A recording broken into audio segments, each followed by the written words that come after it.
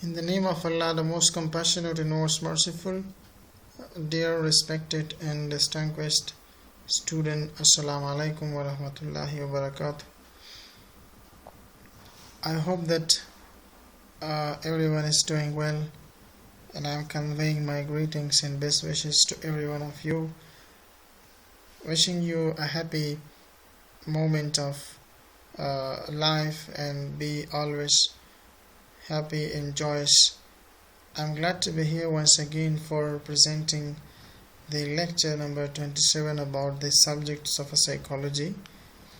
As you better know that how much the subject is important because of its different dimensions and because of its different impacts of life that it's having in the societies. So as we earlier started about the introduction to human memory, when we talk about the types of memory, we defined the memory, then we talked about the components of memory, and we talked about the common causes, and now we have started to talk about that how to prevent loss of memory and what strategy should be taken put forwards in order to avoid the unnecessary damage to the brains and how we would be successful in management of the memory and how to improve the memory we will be talking about. طوری که شما میفهمین ما در مورد حافظه چطور ما یک حافظه بهترین را داشته باشیم بحث میکنیم. ما در این که در مورد 3 نوع حافظه که ما برشان اتکینسن شفرینز ملتی ستور مدل هم میگیم ما در موردشان بحث کردیم در درس گذشته که ما سنسوری مموری داریم، شارت ترم مموری و لانگ ترم مموری. یا خو ما داریم چطور ما میتونیم که منیجمنت یا مدیریت بهتر بکنیم تا ما بتانیم یک حافظه بهترین را داشته باشیم، چیزی را که به ذهن بسپاریم تا وقت زیاد در ذهن ما بماند. ای بغیر از این که مثلا افرتس نشود، کوشش نشود، بغیر از این که ما مثلا تکرار درس و ریهرسل و فکر و توجه و همچنان مفهوم گیری نکنیم تا وقت ما نمیتونیم یک حافظ دماغی بهترین باشیم. اگر ما محافظ دماغ بهترین باشیم پس ما از بعضی از استراتژی و پالیسی ها و مکانیزم هایی که ایجاد شده به اساس تجربه که کار کرده در گذشته بالای انسان ها، ما از اون تجارب مثلا استفاده میکنیم تا بتانیم یک ذهنیت بهترین را داشته باشیم، یا ذهن و حافظه بهترین را داشته باشیم تا ما بتانیم هر چیز را به شکل درست به ذهن بسپاریم و وقتی که ما برشان ضرورت داشته باشیم با مدیتایی که در لانگ ترم سیف شده او را پس ما به یاد بیاریم. پس به یاد آوردن دیتا از لانگ ترم مموری کاری بسیار آسان نیست. یک زحمت ضرورت داره، یک کوشش و سعی از ضرورت دارد که ما باید این کاری انجام بدیم. پس میتونیم ما یک حافظه بهترین و دراز مدت را مثلا قویتر و بهترین را داشته باشیم و چیزهایی که در ذهن ما پسندتر به خاطر استفاده از زندگی فعالیت های روزمره ما از اون مستفید میشیم. اما مثال اصلا که ما شما مثلا از اون مستفید میشیم در گذشته، اما چیزی که شما پس به یاد برین او با حافظه خود شما سپاردین. طوری که ما گفتیم که سنسوری مموری، توسط سنسوری مموری ما معلومات را از محیط بیرونی میگیریم که در چند لحظه در اینجا معلومات حفظ می شود، بعد از او خود به خود تکیه می شود. از این اینجا که مثلا ما توجه میکنیم، بسیار فکر میکنیم در یک موضوع، مثلا سنجش میکنیم، میبینیم که ابعاد نگاتیو و منفیش چی است، فایده و نقص چی است، مطلب متن، مطلب پاراگراف، مطلب جمله چی هستند. مثلا ما مفهوم گیری میکنیم، خود را مثلا خود مطمئن میسازیم، در حالی که اینمی معلوماتی که در سنسوری مموری به یک چند وقت است با معلومات به لانگ ترم میبخشین به شارت ترم یا حافظه کوتاه مدت میرود که در اوجه تا یک زمانی اوجه میماند، خود به خود گراجولی به شکل تدریجی از اوجه از همه بین میرود. پس ما مکلف به این هستیم که همین معلوماتی که ما به تا حافظه کوتاه مدت رساندیم از اوجه ما انتقال یابیم به حافظه دراز مدت که در حدود شاید چند ماه و چند سال و چند روزها در اوجا موجود باشد تا که ما ضرورت داشته باشیم از اون مستفید شویم. یکی به لانگ ترم مموری معلومات چطور می رود به مثلا به تصویر کشی، به مفهوم گیری، به ریهرسل، بار بار تکرار کردن، تمرین کردن، نوشته کردن، خلاصهش کشیدن، بالاخره سری او فکر کردن، نقاط مثبتشان مثلا همراه خود گرفتن، نقاط منفیش مثلا از او جلوگیری کردن که خودی مثلا باعث یک حافظه قوی ما شما میشه همراه موارد تغذیوی ما شما که مثلا یک تغذیه خوبتر و بهترین داشته باشیم، خواب نرمال را داشته باشیم. خودی که به خوابی هم از بین بردن حافظه یک لاملش است. به خاطر ما خواب نرمال از شب از 8 تا 9 یا 7 تا 8 ساعت باید این نرمال ما پره بکنیم. وقتی که این تدابیر را ما بگیریم طبعا ما میتونیم یک ذهن بسیار بهترین و داشته باشیم. چون امروز ما در همون موضوعی که انتخاب کردیم در موردشان گپ میزنیم how to improve memory skills and remember what you read. دا چې موږ څنګه کولی شو یو بهترین حافظه ولرو، هغه مهارتونه چې موږ تاسو په یاد راوړو ځان ته، هغه څه چې موږ په تیر وخت کې مطالعه کړي. داسې ډېر څه موږ داسې کتابونه موږ مطالعه کوو او دغه مطالعې چې کوم کتاب موږ مطالعه کوو دغه تر ډېر وخته پورې دغه مطالعې مفهوم څنګه زموږ تاسو په ذهن کې پاتې شي تر ډیر وخت پورې چې بیا موږ په آینده کې دغه نه مستفید شو. او که چیرته کوم مثلا کوم خبره موږ کوم مجلس کې کوو، یو خبره موږ اقتباس کوو، کوټیټ کوو د بل چا خبره راخلو، طبعا کله چې ته یو چا خبر راخلی او غزين د سپارې نو ستا په ځین کې چې هغه پاتې کینو ته پاتې شوی ته چې د حواله ورکې دغه شخص ورکې، یعنی معنا دا چې کله موږ یو شی بیرته په یاد راوړو نو د بیرته په یاد راوړلو لپاره هغه اول کې ذهن ته صحیح سپارل مهم دي. نو په دې اساس باندې موږ دلته په همدغه نقاط باندې بحث کوو. نو وایو چې despite the increasing visual media we are increasingly exposed to reading is still an important skill, whether it is school textbooks, online newspaper or regular books. People still read, though not as much as they used to. One reason that many people don't read much is that they don't read well. For them it is slow, hard work, and they don't remember as much as they should. باوجود دې چې مثلا موږ تاسو ډیر داسې ویژوال میډیا لرو چې د هغه لره موږ تاسو لیدلای شو، کتلای شو، دا ورځ په ورځ زیاتیږي، موږ تاسو سره عادي کېږو، ایکسپوز کېږو. نو په خپل مطالعه یو بهترین هنر دی او بهترین مهارت دی چې په دې اساس باندې کدا موږ کتاب لولو، که آنلاین نیوز پیپر لولو، یا هغه کتابونه چې باید روزمره ولولو، یا هم دغه کتاب چې موږ لولو هغه خلک چې لولي دا په دې خاطر باندې دوی لولي چې دوی نه استفاده وکړي. نو طبعا هغه انسانان چې هغوی مطالعه کم کوي، هغوی لوستل کم کوي، طبعا د هغوی حافظه نظر هغه انسانانو ته چې مثلا مطالعه زیاته کوي، کتاب سره ډیره مینه لري، مثلا فرق کوي.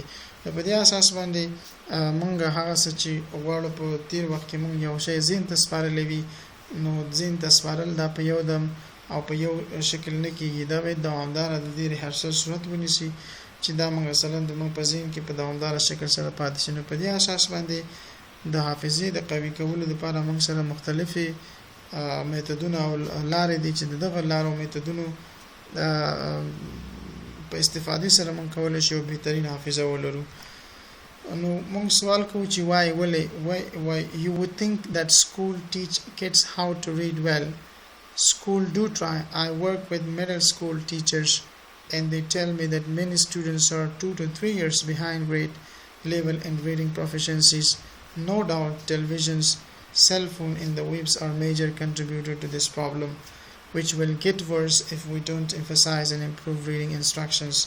دا چې خو په تاسو نن موږ وې ډېر رسیدګي موږ تلویزیون یا نور میډیا ته لرو چې په دې اساس باندې زموږ ډېر وخت په دې باندې مصرفيږي. نو طبعا کله چې موږ تاسو د دې وسیلو څخه استفاده کوو نو دا طبعا په ټولنه کې د انسان په ذهنیت باندې تاثیر لري نو انسان د مطالعې څخه د لري پاتې کېږي کله چې انسان د مطالعې څخه لري پاتې شي نو په ذهن کې څه نه پاتې کېږي او کله چې د هغه ذهن خالی وي نو هغه طبعا نور باندې ډیپند کوي بیا مطلب خپل ژوند د بل چا په واسطه باندې پر مخ بیايي نو په دې اساس باندې دا چې موږ بهترین حافظه ولرو باید موږ تاسو د یو خاص طریقې او میکانیزم په مورد استفاده څخه د غنه مثلا په جمعي شکل استفاده وشو تر څو موږ کولای شو یو داسې پلیټ فارم رامنځته کړو چې دغه په مرسته سره آینده کې چې څوک غواړي بهترین حافظه ولري دغه څخه هم مستفید شي No, some of the blame can be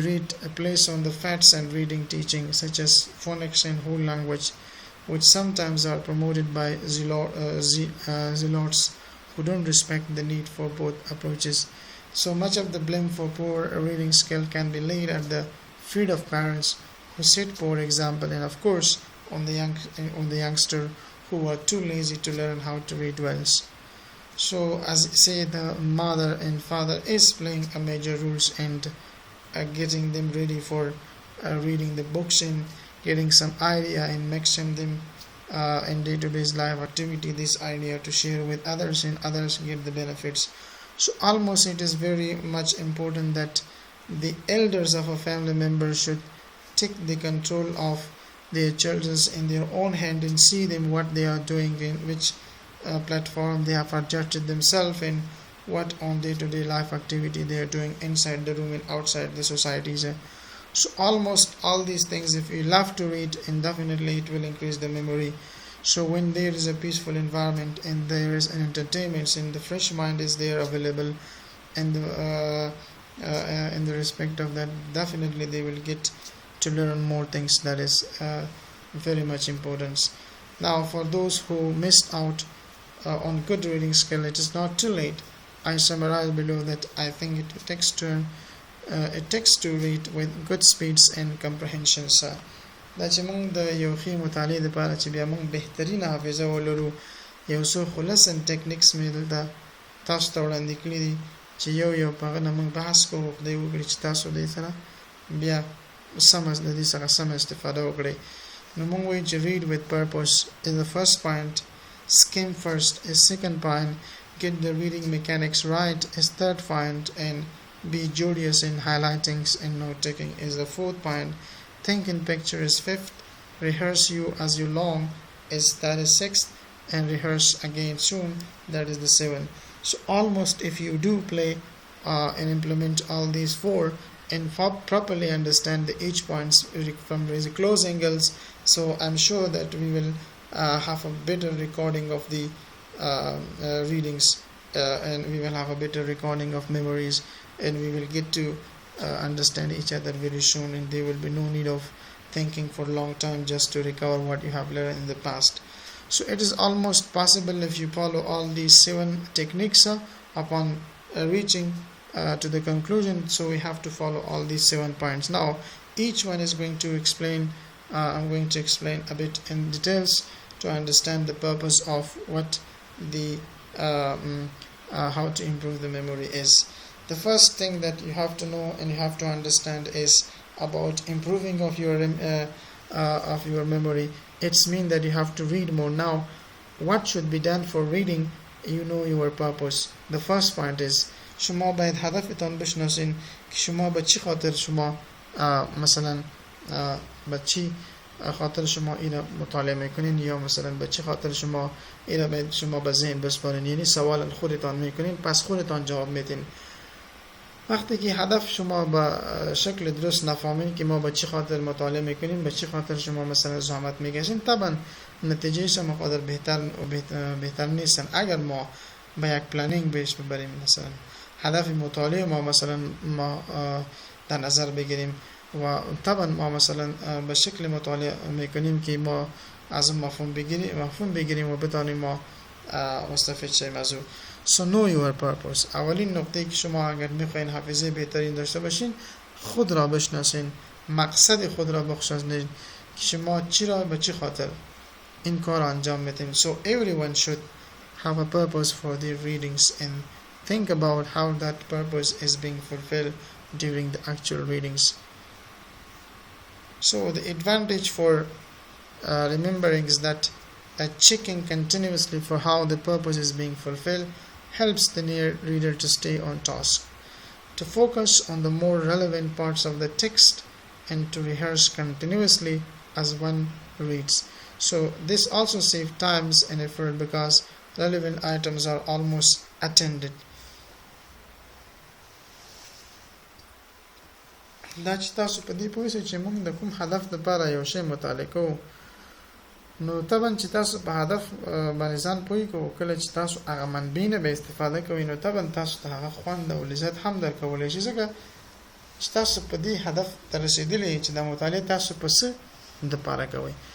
نو کله چې د مطالعې هدف معلوم وي، نو دغه دې سره موږ مطالعه کوو، د مضمون دغه معلومات زموږ لانګ ټرم میموري ته ځي. نو طبعا کله چې موږ ورته ضرورت لرو، موږ کولی شو دا بیرته پر نورمال حالت په یاد راوړو.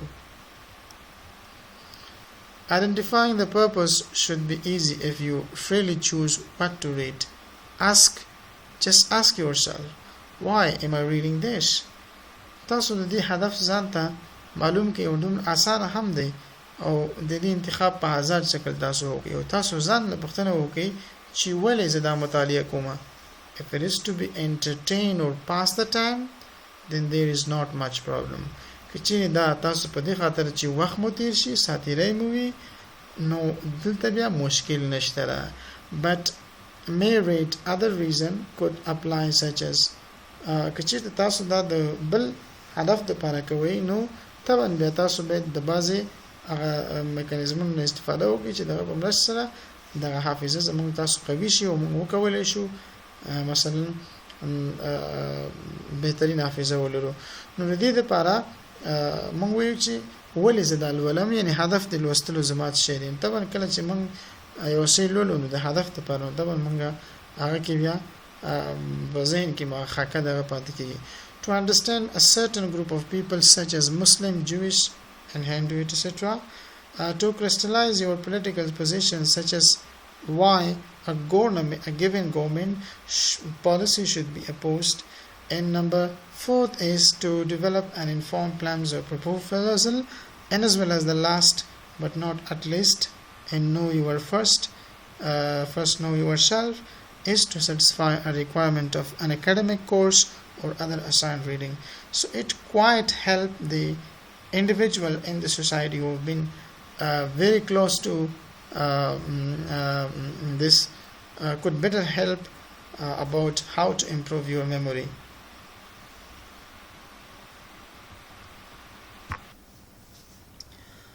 So that identifying the purpose should be easy if you really freely choose what to read. Just ask yourself, why am I reading this? If it is to be entertained or pass the time, then there is no much problem. But if you're reading for a reason, then you could apply such methods because you would like the information to be stayed and stored for a long time in your brains, and later on when it is required for your future use, you can remember and recall them back. So for that reason, to understand a certain group of people such as Muslim, Jewish and Hindus, for example, to crystallize your political position, such as why a given government policy should be opposed, and to develop an informed plan or proposal, and to satisfy a requirement of an academic course or other assigned readings. So for it means that these are some of example. So you ask some question from yourself that why I'm going to read all this about, so is it important for me or not? So definitely when the things are very much important for you, then if you focus and concentrate on it, that concentration and focus will help you just to remain the information in your brain for long times in the long term memories. So that's why I just put there some of the example that ask yourself, if something is really much important, then you have to do it and achieve it. If it is not important, doesn't matter. If it does not kept in your mind, still it's not a matter because it's not important. So alongside this, the second point that we're going to discuss about, that if the information is kept in the brain for a long time and it's safe in your long-term memory, skim first. Some reading tasks require no more than skimming. Proper skimming includes putting an emphasis on headings, pictures, graphs, tables, and key paragraphs, which are usually at the beginning and at the end. So, depending on the purpose, you should slow down and read carefully only the part that's contribute to fulfilling the reading purpose. سکیمینگ خودش یک متد خاصی هستند به خاطر مطالعه کردن چندین پاراگراف را، مثلا شما یک چیزی را مطالعه میکنین. سکیم مطلب امو نچوڑ است، چیزی که مهم هستن اونمو چیزای مهمی شما از اونجا میکشین. فرض کنین مثلا شیر است، بالای شیری که امو پیرو شیری که بالای شیر جور میشود چقدر ذائقه داره و چقدر مهمترین بخش شیر هستن که ما از لذت میبریم. یعنی شیر خو زیاد است لیکن اما قیماقشان برای ما بسیار مهم هستن. سکیم مطلب اونمو نقاط مهمی که شما مطالعه میکنین، چیزی که مهم است اونمو را شما چندین دفعه شما تکرار مطالعه بکنین و تجسس و فکر و تمرکزتان بالای اونمو نقاط باید باشد که نمی بخش های دیگری ما مثلا او صرف نظر میکنیم. مثلا هیدینگ است، مثلا پیکچرز است، گراف، تیبل یا پاراگراف یا نقاط دیگری مهم در یک پاراگراف که در اول و آخر می باشد، او را در ذهن ما مثلا بمانیم جای به جای بکنیم. فرض کنین شما نمیتونین مثلا چندین ورق را مثلا شما در اگر وقت برای مثلا داده شد که در 5 دقیقه شما مثلا 10 ورق را مطالعه کنین یا ریدینگ بکنین، چطور میتونین که 5 ورق را مثلا 10 ورق را در 5 دقیقه مطالعه کنین؟ ما در اینجا از اسکیمینگ متد استفاده میکنیم که از اون نقاط مهم ما از دوجه یادآور میشیم، به ذهن ما او را میسپاریم. وقتی که به ذهن ما سپاریدیم پس میتونیم اون چیزایی که در وقتی که ما برشان ضرورت داشته باشیم پس او را ما ریممبر یا ریکال کنیم. این در وقتی که ما بتونیم به شکل درست سکیمینگ متد استفاده بکنیم. پس سکیمینگ یک از متدهایی هستند که به خاطر مطالعه کردن کتابا ما از استفاده میکنیم در ریدینگ.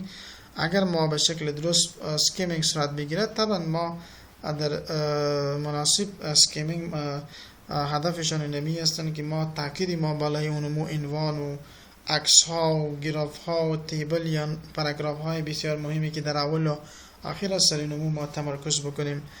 به این خاطر میتونیم که ما یک چیز را به حافظه درست بسپاریم. شاید اگر ما از اول تا آخر یک چیز را مطالعه کنیم شاید ما دلتنگ شویم. به این خاطر ما از بعضی از متدهای ریدینگ استفاده میکنیم که دلتنگی و خستگی ما دور شود و ما به هدف خود هم برسیم خود را.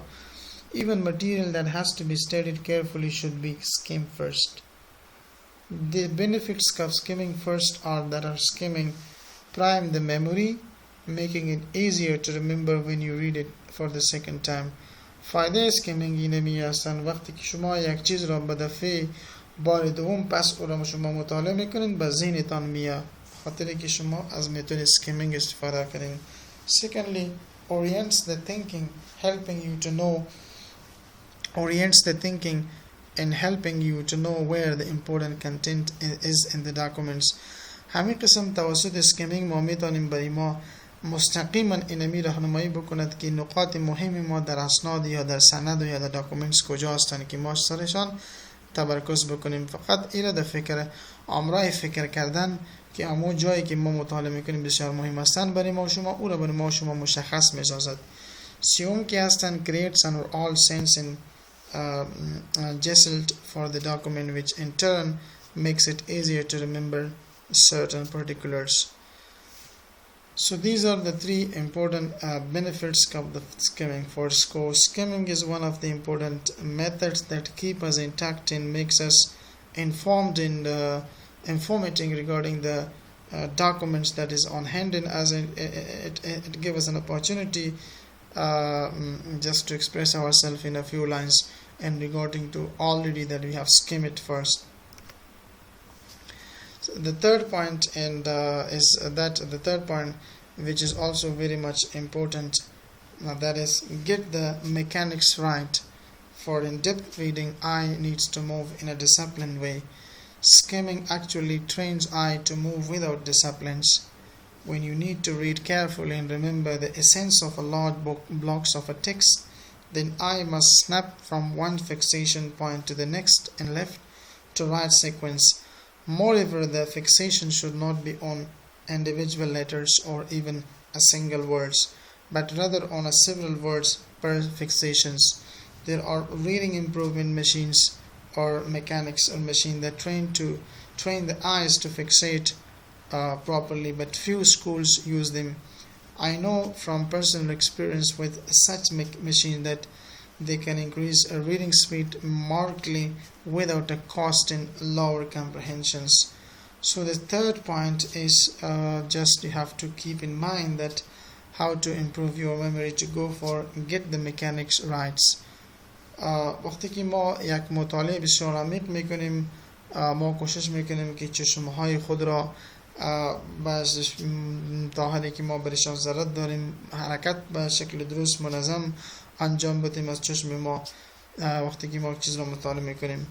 در ضمن وقتی که ما سکیمینگ میکنیم حقیقتا در سکیمینگ که هستن ما چشمای خود ما مثلا ما ترین به این تربیه میکنیم یا به این ترین میکنیم تا که ما حرکت را بکنیم بسیار به شکل منظم.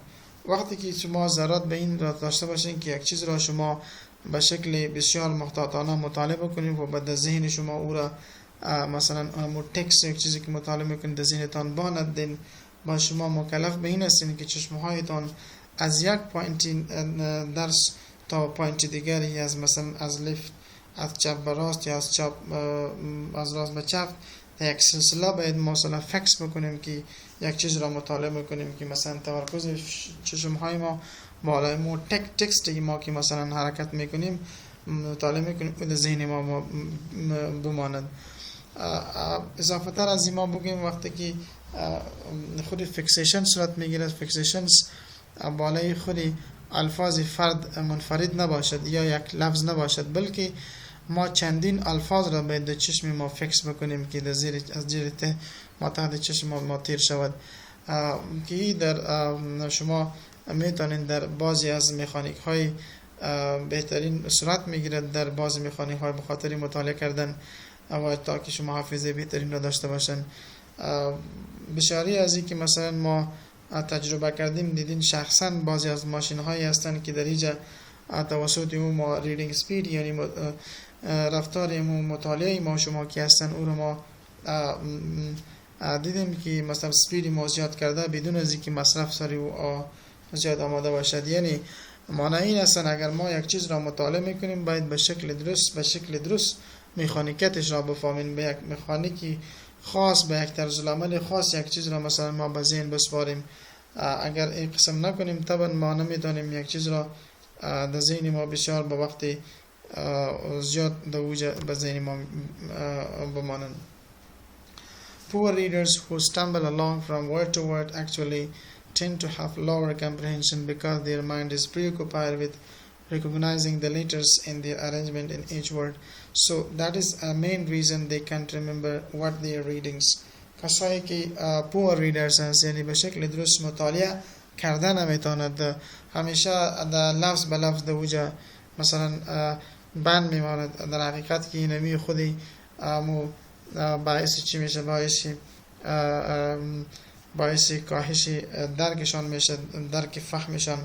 به این خاطر در اینجا به خاطری که ذهنش در گذشته مثلا امرای الفاظی که مطالعه میکن در اون مشغول هستن که ارنجمنت هر لفظ را در وقتی خودش مثلا کرده تا یعنی فعلا نمیتونه که مثلا امو از اونمو ترتیب و منظم کردن الفاظ و مثلا استفاده بکند بهتر. اینمی همو دلایل مهمیشان هستن که یک چیز شما نمیتونید به شکل درست او را در ذهن بسپارین و او را به یاد بیارین. مثلا یعنی شما در ترکیب الفاظ باید شما بسیار محتاط باشین که الفاظ چطور ترکیب جور شود و او را ما به حافظه خود را بسپاریم. So countless times I have heard college students say, I read that chapter 3 times and I still can't answer your questions. بسیاری زیادی وقت ما گپ‌ها را شاید چندین بار شنیده باشیم که بعضی اوقات مثلا یک نفر بگه که ما این کتاب را چندین بار مطالعه کنیم یا یک چپتر را ما چندین بار مطالعه کنیم، لیکن باز هم نمیتونیم به سوالهای شما جواب بدیم، فاسق بدیم یا نمیتونیم مثلا در حافظه ما یک چیزی باشد. دلیل و علتشان چی است؟ When I ask thought-provoking question about the material, they don't often can't answer the question because they can't remember the meaning of what they read. Even with the straightforward, simple memorization questions, they often can't remember because their focus on the word themselves kept them from associating what their eyes saw with their own pre-existing knowledge and thus facilitating the remembering process.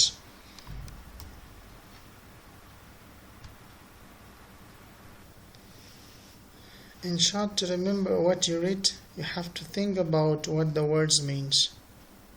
مختصراً که موږ وایو چې تاسو څه شی مطالعه کوئ او تاسو غواړئ چې هغه څیز تاسو په ذهن کې پاتې شي، تاسو په دې باندې پوه شئ چې تاسو د لفظ په معنا ځان پوه شئ. هر کله چې تاسو مفهوم واخیسته، د لفظ په معنا پوه شئ، هغه ستاسو په ذهن کې پاتې کېږي. میخانیک هغه څیز دی چې دا زموږ او تاسو په لنډمهاله حافظه کې پاتې کېږي او هغه بعد له یو وخت سره څخه بعد په تدریجي ډول سره خپل د منځه ځي، هغه څه چې موږ او تاسو یاد کړي. I'm not arguing against phonics, which in my view is vital for the initial learning of how to read, but phonics is just the first steps in good reading practice. At some point the reader needs to recognize whole words as a complete units and then expand that capability to cluster of several words. Among the key tactics for good mechanics of reading, I list the following. So let us see what we have listed for the most important and most interesting thing to understand about the things better. دا چې تاسو کله مطالعه کوئ او غواړئ یو څیز تاسو په ذهن کې تر ډیر وخته پورې پاتې شي، مخصوصا کله چې تاسو د مطالعې په دوران کې تاسو وګورئ هغه الفاظ چې کوم ډیر غټ دي، مثلا تاسو غټ الفاظ تاسو هغه په څو وړو الفاظو باندې تقسیموي چې هغه تاسو په ذهن کې پاتې شي. مثال که تاسو د ټلیفون یو نمبر اخلئ لیکئ، مثلا 0 یا 2 یا 2 303، یعنی دا که تاسو ټول په یو ځل دا ولیکل شي نو څه تاسو څو دفعه تاسو دې تکرار ضرورت دی چې تاسو په ذهن کې پاتې شي. خو که همدغه دفتر او باقي نمبر موږ په څو کټګوري سره مثلا په څو جزء سره وویشو نو طبعا دا زموږ په وخت کې شاید تر یو خاص مدت وخت پورې موږ په ذهن کې پاتې شي. مثلا 0 او یا دا یو شو، مثلا موږ وایو چې مثلا 0 او 8 دا د یو پرشن شو، بیا 14 بیا مثلا 12 بیا 13. ان دغه شماره چې مثلا زموږ تاسو په څو الفاظو باندې موږ تاسو دا تقسیم کړو، دا زموږ چې دې کله ګوري یو 2 وره هغه زموږ په ذهن کې پاتې کیږي. خو که چیرې دغه نمبر یو په یو ځای ولیکل شي نو طبعا په یو ځای لیکلو سره بیا یو 2 ځله کتلو سره زموږ په ذهن کې دا نه پاتې کیږي. نو کله چې موږ مطالعه کوو غواړو چې بعض جملات چې دي هغه ډیر مغلق وي، هغه چې کله موږ ځان ته اسانه کوو د اسانتیا په خاطر د لپاره موږ دغه جملې په مفهوم باندې ځان په یو بل اخره بیا هغه مفهوم موږ تاسو په ذهن ته سپارو، نو طبعا زموږ تاسو حافظه کې یو څه تغیرات راتللی شي. بیا Now make eye contact with all the text not being deliberately skimmed. نو تاسو کوشش وکړئ چې خپل د سترګو تماس مو د هغه الفاظو سره هغه متن د ټیکس سره تاسو به مهیا کې هغه به برابر کې چې قصداً هغه څه چې تاسو سکیم کوئ، د سکیم مطلب هر لفظ تاسو غواړئ هغه یاد کړئ، نو تاسو هغه الفاظ سره د خپل سترګې عادي کړئ چې وګورئ. See multiple words in each eye fixation. نو تاسو کله چې هر ځل په سترګو کې څو الفاظ راوړئ نو څو ځلې تاسو هغه الفاظ ته وګورئ. Strive to expand the width of each eye, each fixation on an 8.5 width strive for 3 fixation or eventually 2 per line. This skill has to be developed in stages. First, learn how to read and at 5 or 6 fixation per line, then work on 4 per line, then 3, then 5, and then 4, 5, 6, and so on. Snap eyes from one fixation point to another, horizontal snaps on long lines, vertical snaps if whole lines in a column can be seen with a one fixation.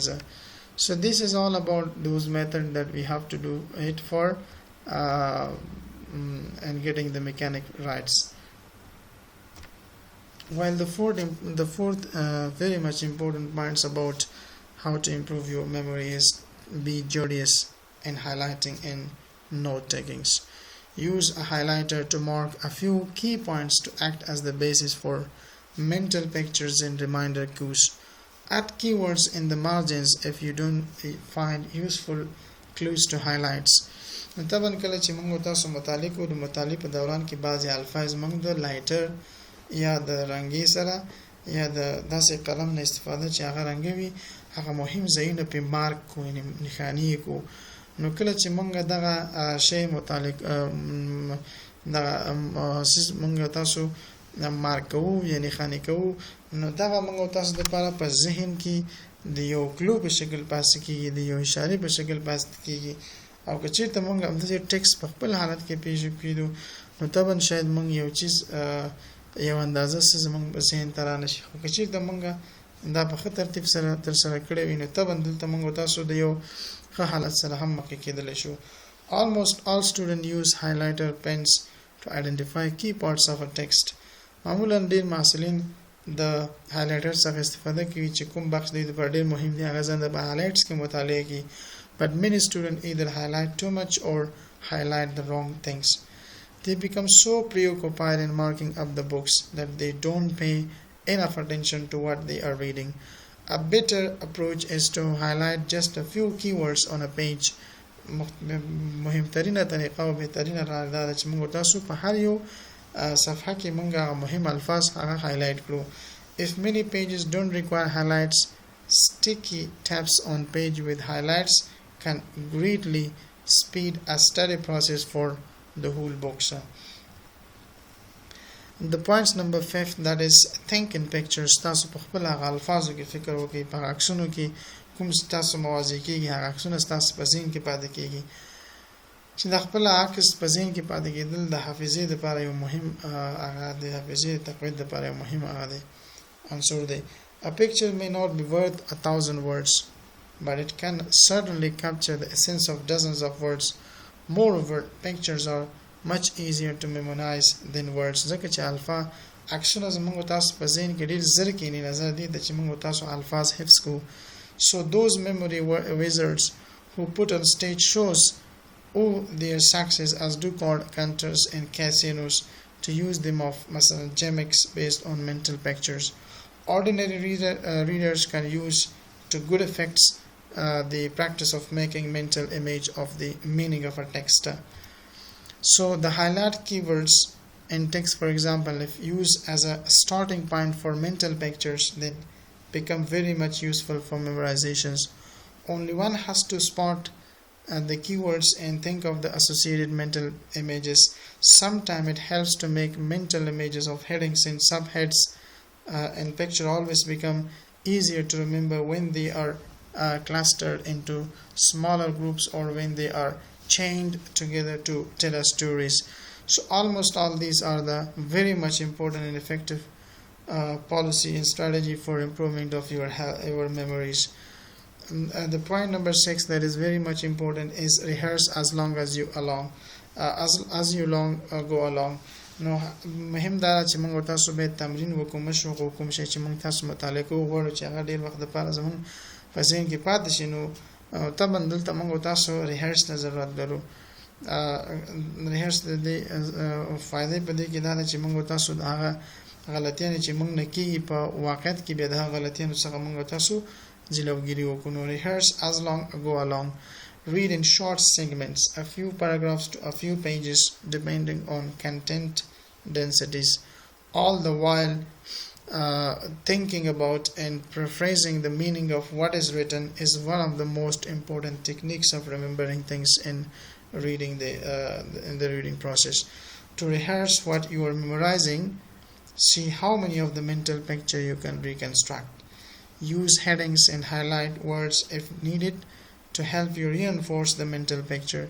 Rehearse the mental picture every day or so for the first few days after reading the books. So rehearsal is one of the important things if it is done properly on a proper time. So I'm sure many benefit will be taken over from it, and it might be it might be proved helpful for all those who are using this mechanics for understanding the human's works. So this is what all these strategies properly applied, I'm sure we will have a very great memory. Think about the contents in each segment in terms of how it satisfies the purpose for reading. Ask yourself question about the content. How does this information fit what I already know and don't know? Why did the author say that? Do I understand what this means? What is the evidence? Do I agree with the idea or conclusions? Why or why not? What is the practical application? How much of this do I need to memorize? Apply these ideas to their situations and context and generates idea about the contents. So almost ask about all these questions from yourself whether this is very much important for you to go ahead with it or it is almost not very much good, so you have to stop yourself from doing such things. So almost it is very important. One have to, when one is just going to work on their memory, they have to ask about themselves so many questions whether it is very much important for them or not. So the second point, which is also almost very important things, is rehearse soon after reading is finished. دا چې یو ځل تاسو یو څیز مطالعه کوو کله چې بیا هغه مثلا هغه ختم شو مطالعه نو بیا دوباره دا څه کې rehearse کوي. And at the reading sessions and rehearse what you learned right away. Avoid distractions and multitasking because they interfere with the consolidation processes that enables the longer term memory. Answer again the questions about content mentions in the rehearse as you go along the sections. Think about and rehearse what you read at least twice later that day. Rehearse again at least once for the next 2 to 3 days. It means that if you would like to have a better and improved memory, you shouldn't have to just miss a single day of rehearsing or reading again back what you have already studied in the past.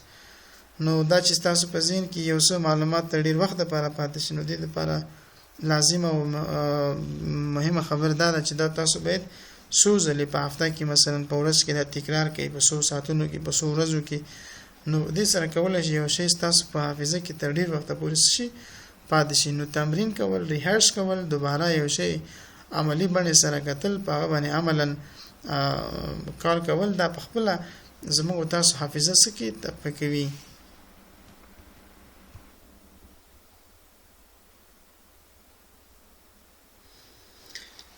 While the other points which very important effects of physical exercise on memory.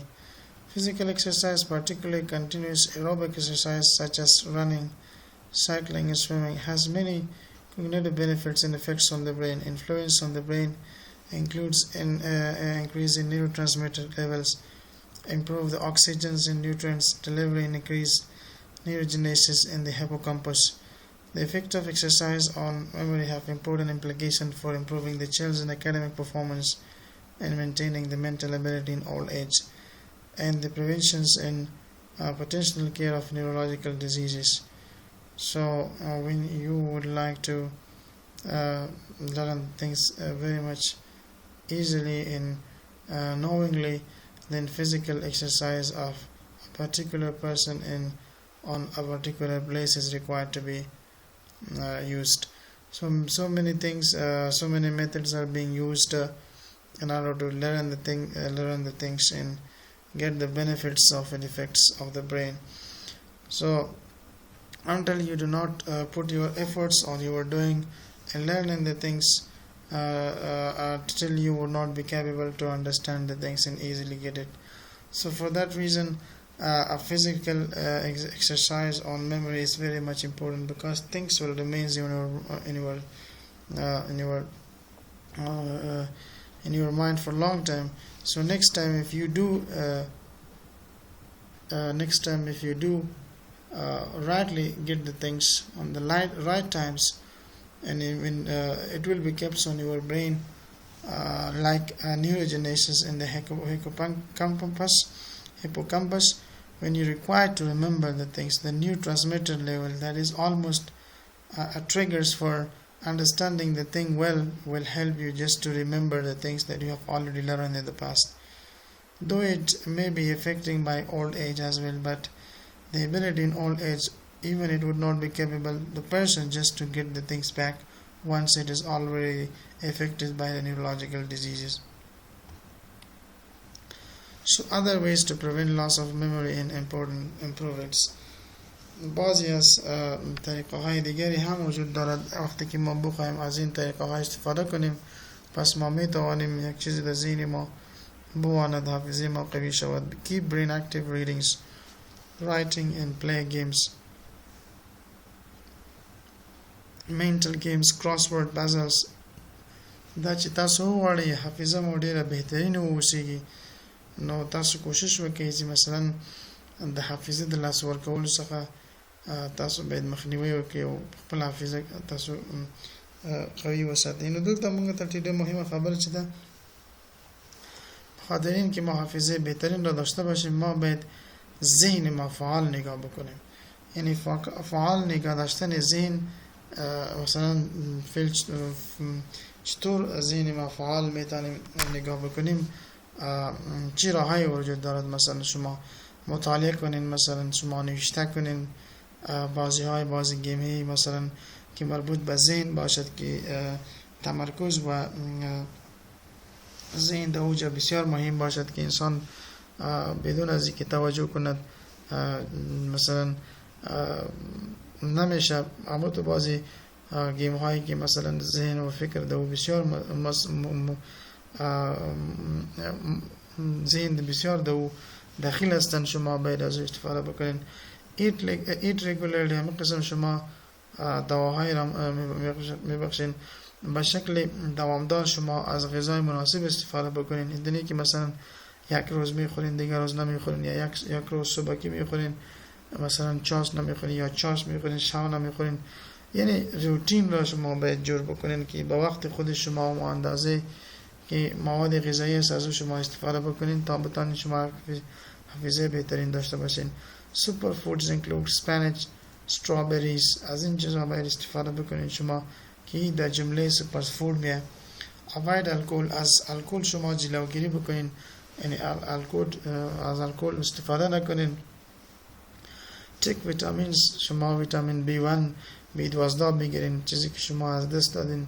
مثلا مهمتر به این هستن که شما از این دواها، از این ویتامین ها که مخصوصا B1 و B12 بسیار مهم هستند به خاطر تقویت حافظه. همه قسم از فولیک اسید استفاده میکنیم که حتی تبلت های فولیک اسید هستند، از استفاده میکنیم.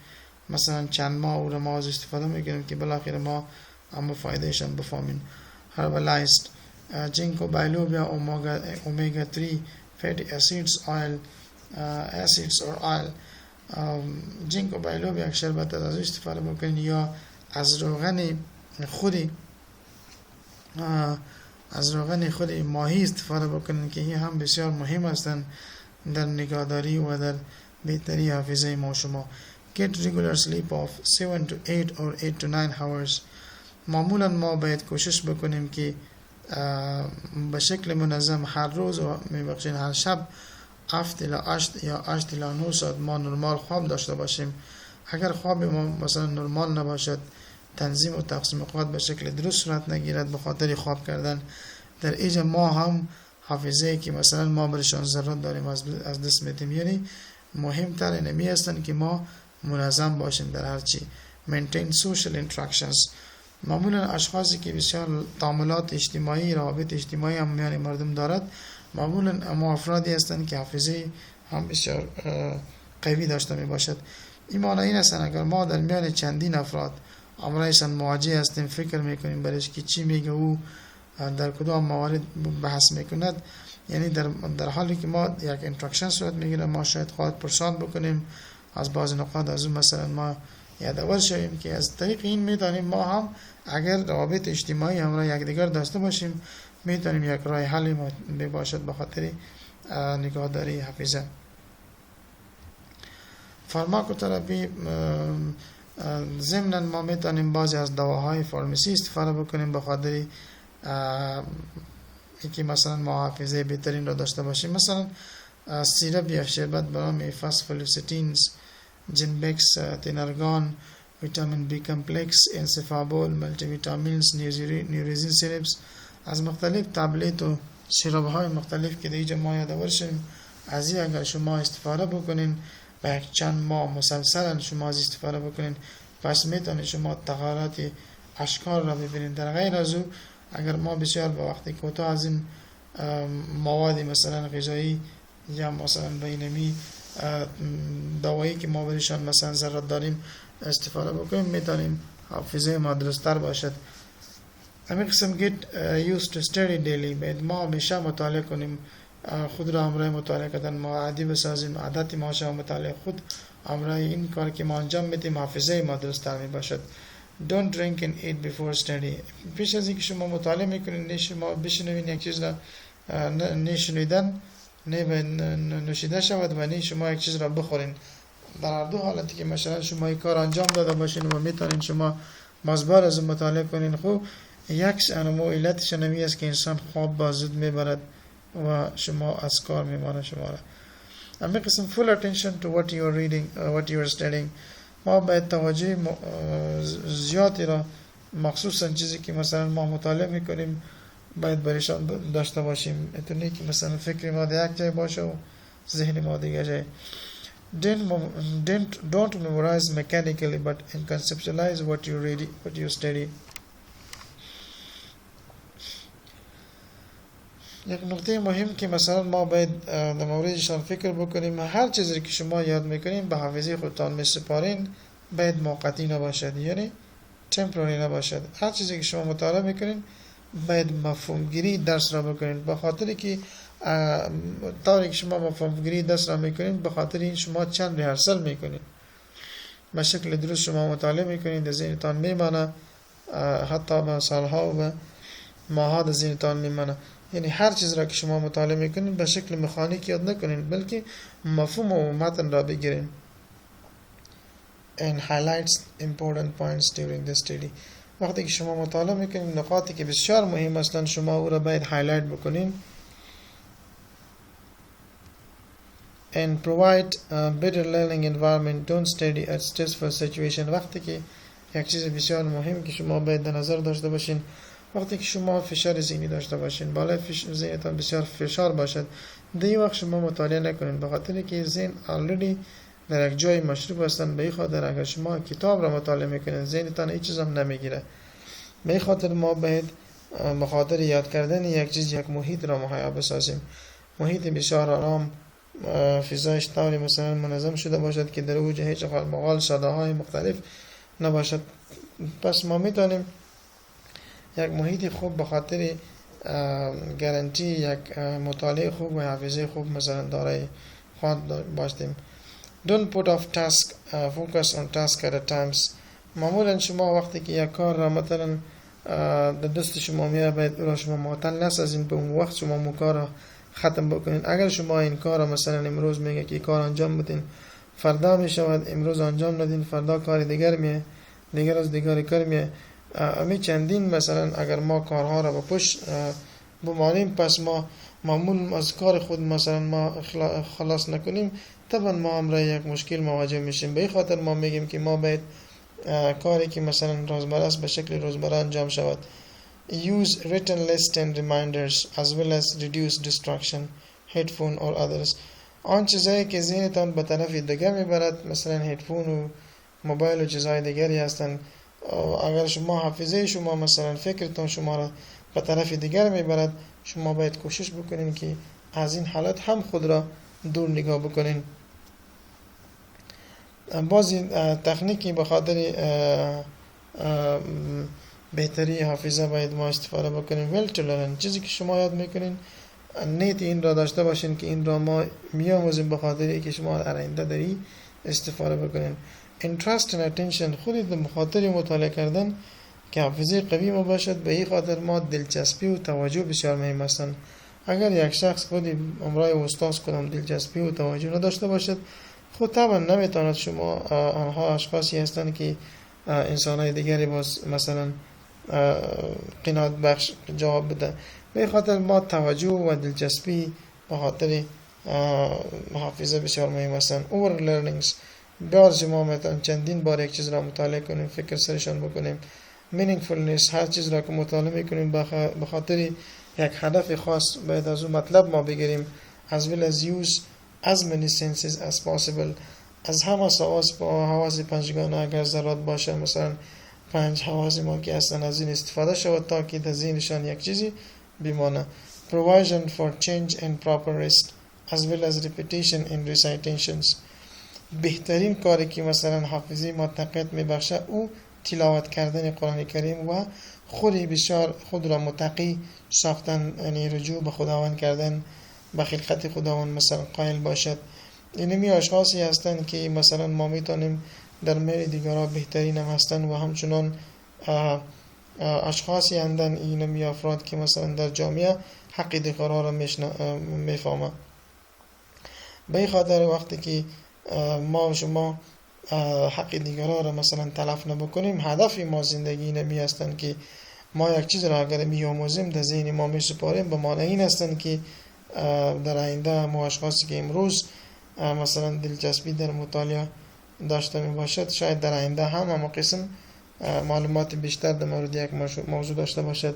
خود اینجا ما در میان میگذاریم اگر از انمی طریقه ها ما استفاده بکنیم، مثلا ذکر کنیم و تلاوت قرآن کریم را مثلا انجام بدیم، مثلا ذهن ما مثبت، فکر مثبت بدیم، هر چیز منفی که میگیم که بانش forget about it و همچنان همون نقاطی که بسیار خوشایند هستند از او مثلا ما همیشه یادآور شویم.